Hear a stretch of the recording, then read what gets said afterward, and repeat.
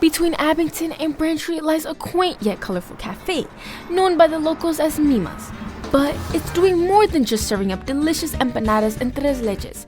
It's wrapping Massachusetts in a unique story. I grew up in Miami, and when I married my husband, who's a Brockton resident, I couldn't find anything that I was used to in Miami. My bread, my Cuban food, my cafecito. There was nothing around here. It was always a dream of mine, to have a small cafe, kind of like in Miami. I said one day, I'll get it done, and here we are 33 years later.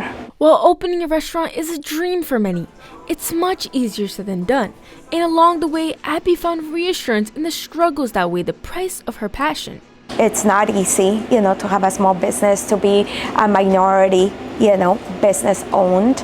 But I think it's important for us to show the rest of the world that we can do it. People that have traveled to Miami or the Florida area, they know the culture, they know the Cuban food and the Cuban bread and the coffee. Trying to get the culture out there for people that don't know, that is also kind of like on the other side, because now it's like, oh yeah, you do know about it. And in the end, it gave them the last push they needed to carry on. And today, traces of that dream can be found throughout the cafe. So in Miami, when you go in Miami, you see all the bright colors, the yellows, the oranges, the terracottas. This actually is named after my mom. My mom was Mima.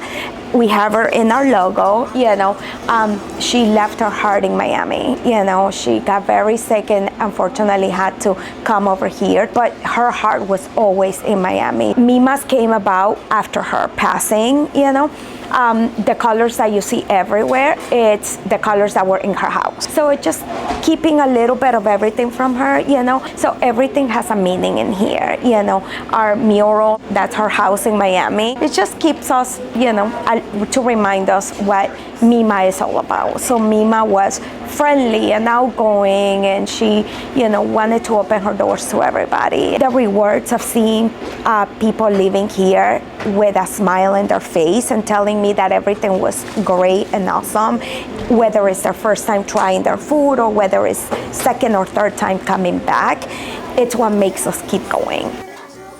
Mima's Cafe started with a small dream and with a big struggle. It led to a beautiful tribute, serving not just delicious delicacies, but a sense of home too.